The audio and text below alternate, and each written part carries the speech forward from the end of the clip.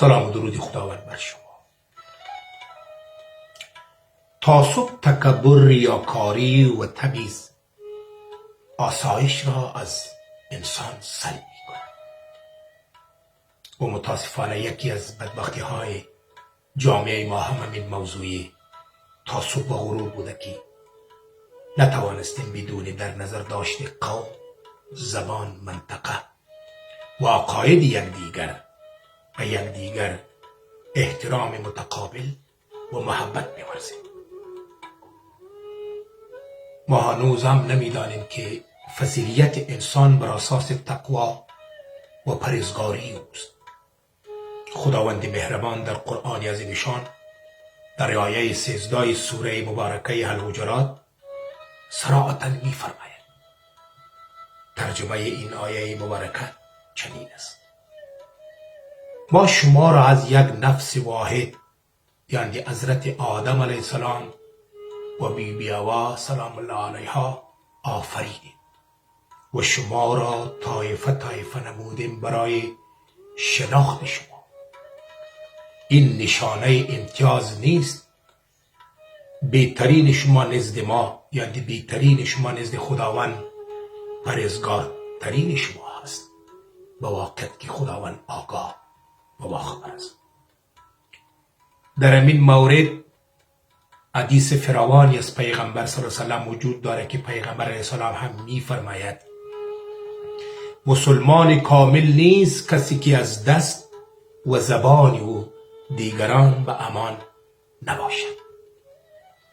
و پیغمبر علیه السلام باز نیز میفرماید که حلال نیست، حرام است برای مسلمانی که مسلمان را بترساند، یعنی شخص ظالم، متکبر و مغرور در جامعه، در خانواده، در دفتر که دیگران از او میترسند، این کار حرامی است برای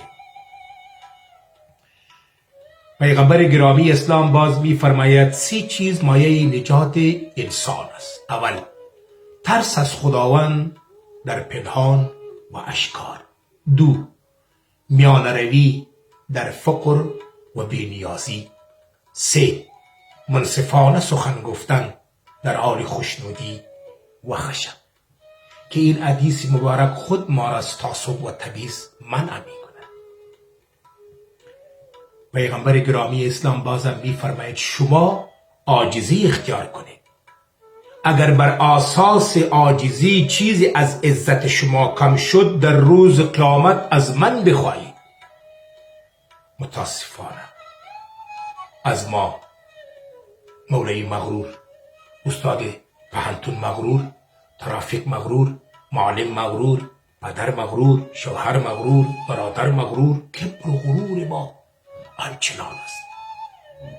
و بس پیغمبر گرامی اسلام میفرماید که در دل و قلب کسی که یک ذره از تکبر باشد، این شخص به بهشت نمی رود. امین موضوع همزیستی و احترام به هر بشر را به خاطر حق کرامت انسانیش یک شاعر فرزانه و بزرگوار، تا جایی که من معلومات دارم این غزل از نظامی گنجوی است. این بزرگوار میفرماید که دوش رفتم به خرابات و مرا راه نبود، میزدم ناله و فریاد کسم در نگشود. یا نبود هیچ کس از باده فروشان بیدار، یکی هم هیچ کسی در نگشود. پاس از شب بگذشت و من آنجا بودم، رندی از غرفه در آورد و سر و رخ بنمود. گفتمش در بگشا، گفت درا یاوه مگو. اندر این وقت کسی بهر کسی در نگشود. این نه مسجد که به هر لحظه درش بگشاییم، که تو دیرایی و ان در صف بشایی زود. این خرابات مغان است، در آن مستانند، شاهد و شم و شکر و غزل و نای و سرود.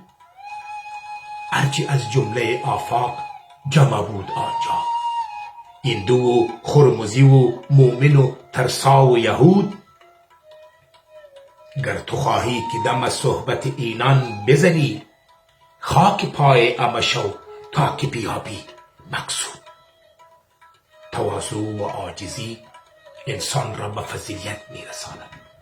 و قول سادی بزرگوار که تکبر مکن زنهار ای پسر، که روزی ز دستش بیایی به سر. تکبر عزازیل را خوار کرد، به زندان نالت گرفتار کرد. کسی را که خصلت تکبر بود، سرش پر غرور تصور بود. تکبر تواضع ز گردن فرازان نیکوست، گدا اگر تواضع کند خوی اوست.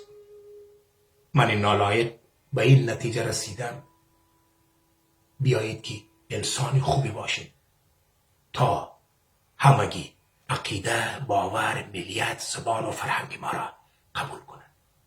خدا یار نگهدارتان.